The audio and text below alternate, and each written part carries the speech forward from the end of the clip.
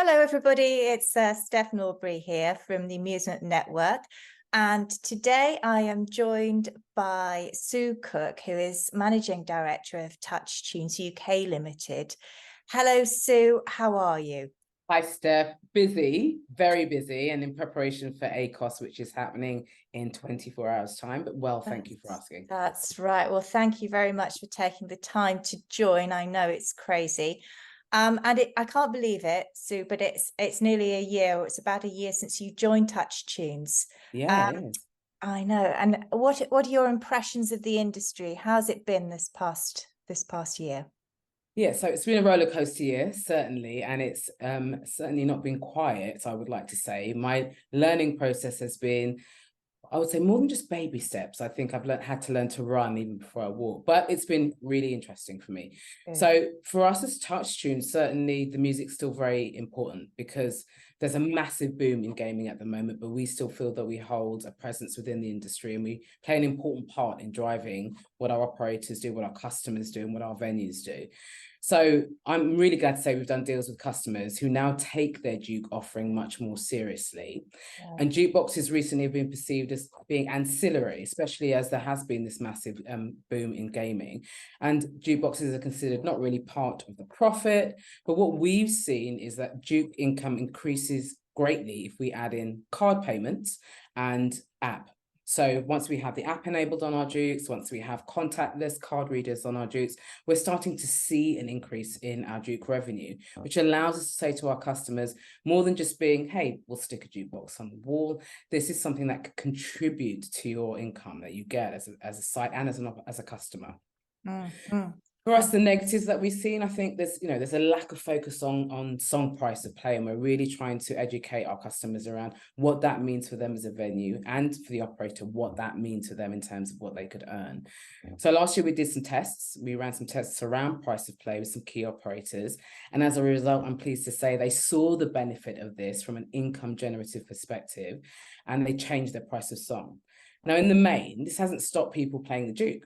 That's the thing. I think there was reticence to make this change because people would think, oh, if we change the price, no one's going to play the Duke. It's going to be considered too expensive. But there's been no backlash from that at all.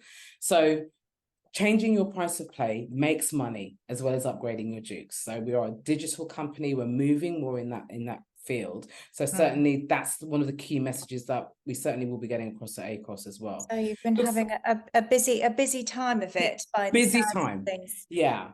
So I think one of the negatives that I found anyway, personally, is that there are very few women of color in this trade. That's what I noticed. I bring a little exotic to the field, I would like to say, I think, Steph.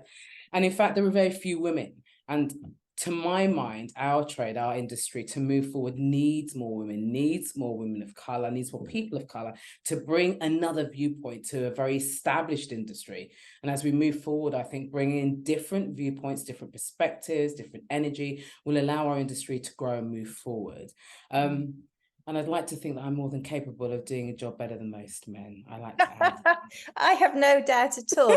I think it's great to have a shake up. It's great to see a woman and a woman of color absolutely at the head of one of our most established suppliers in the industry. And I would like to be a fly on the wall to see you at BACTA, where you joined the music committee this year. Yes. And I'm sure you haven't been sitting there just taking notes. No, I definitely haven't been doing that. I'd like to say, at first when I was asked, it was like, would you like to join Mug? And I was like, I don't know. Do I want to join a group called Mug? Until I realized it was Music Users Group. So as you all know, TouchTunes Sun has been invited for quite a while now to join BACTA. And on my arrival, I thought, look, there's a trade association that will have our best interests at heart. And in so doing, we get a voice at the table. We're able to actively contribute to how we change our industry, and we're able to bring to the table not just about gaming and other industries in the hospitality area, but the music industry. How are we represented? So that's the reason why, for me personally, I said, let's do this, let's join BACTA. And certainly it has allowed me to do that. So we've had quite a lot of meetings, and as you can imagine, they're around how is the jukebox industry represented? What's happening with the Gambling and Gaming Commission? How will we be impacted? What's the feel of the industry at the moment in terms of behavioral aspects and what changes are happening. And being in at that level allows us as TouchTunes Sound, one of the biggest jukebox providers in the UK, to have a voice, but it also elevates where music sits within that field. And I think that's really important at this stage. And certainly having our voice on there says, how is our coin-up trade managing? What are the main areas that we have to deal with that's impacting our business, both positively and negatively? And as a trade body, how can we go to the PPLs, PRSs, the Gambling and Gaming Commission, and make some real active changes for our members? And that's really the main reason why I joined the group. Brilliant. I know that you've been discussing unlicensed music streaming and what a threat that is to the industry. Can you tell us a little bit more about what actions you're taking? So certainly before I joined, I mean, many members of the Music Users Group and part of BACTA have been having conversations with PPL and PRS about the licensing costs that we have, the definitions of what is online, physical, digital delivery of music.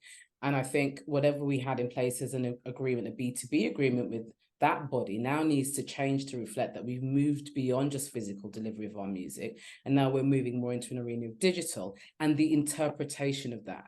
And of course, along with that comes the pricing. So we are in active discussions currently with PRS and PPL around, I don't want to say our demands, but I guess after 10 years, which is what I've been told, that how long these conversations have been going, and notwithstanding COVID, we want some real action now. We want to work in partnership with PRS and PPL to say, how can you deliver a better service to us that we are willing to pay for? Because we understand that you're representing the music body, and as music providers, we want to be able to support that. But what we don't want is that we're undermined by streaming services, because it undercuts our business.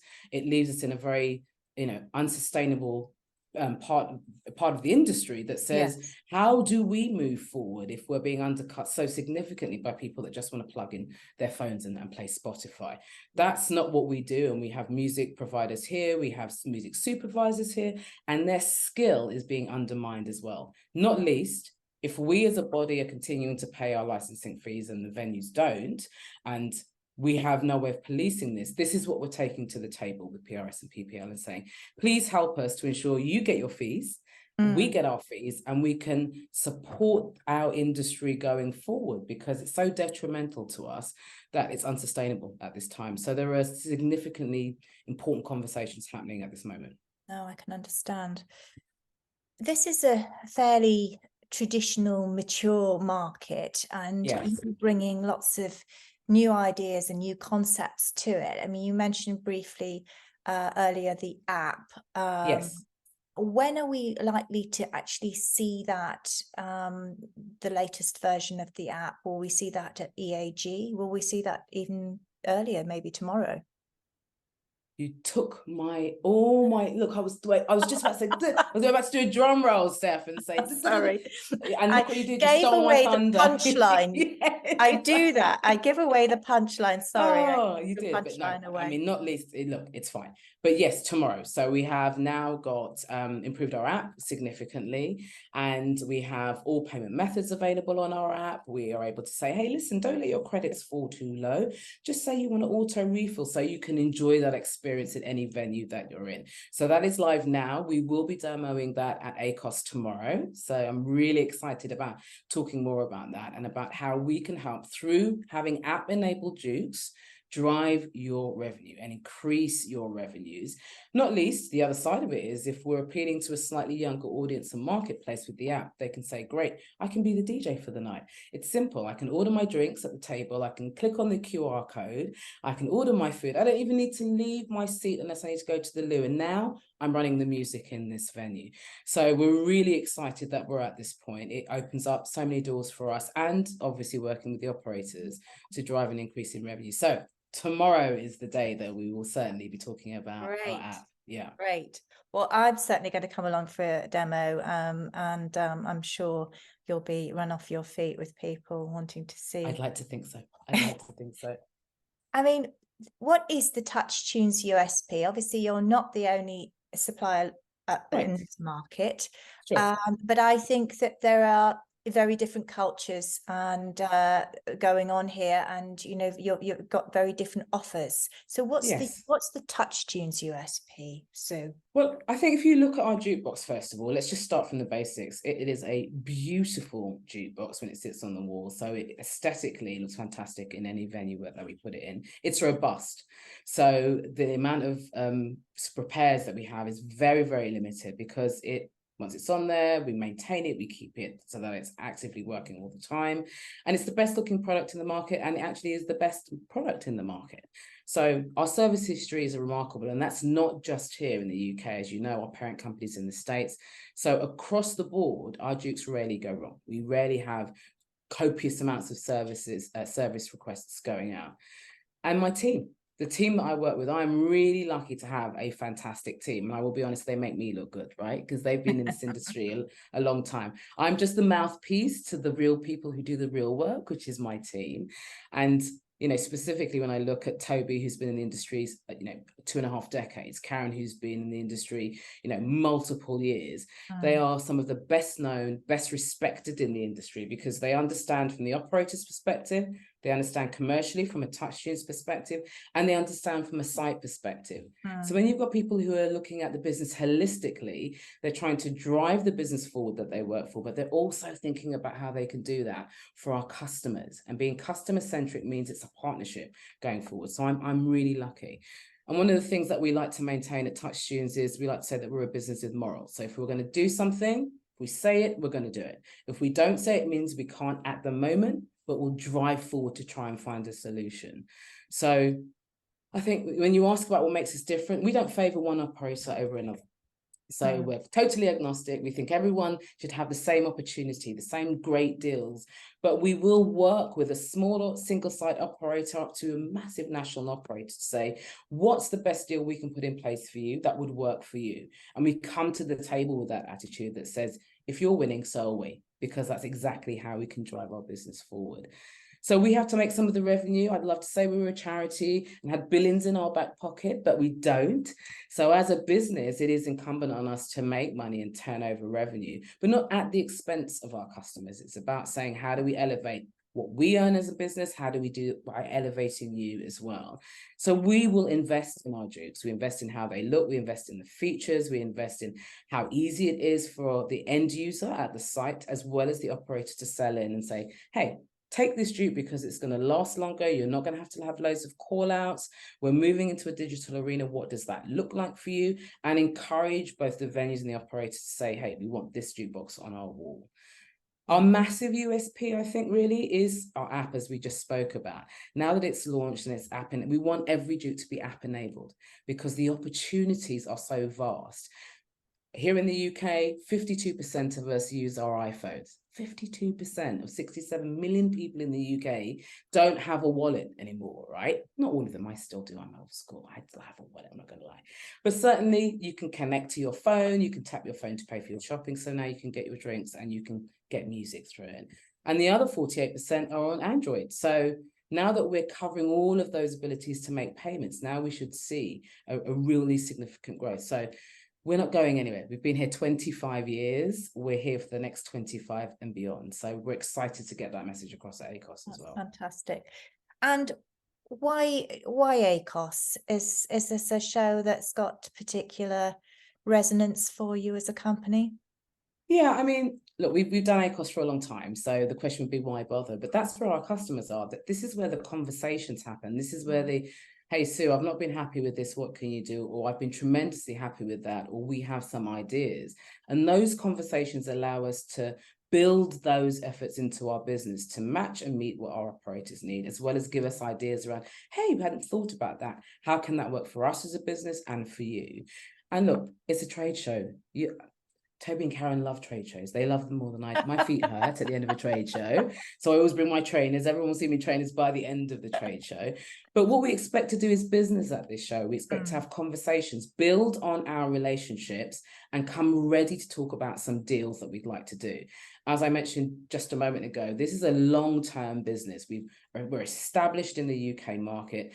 Our intention is to continue to grow and build our business and build it with the operators. And not least, having a good chat. I like to talk, you may have noticed on this interview.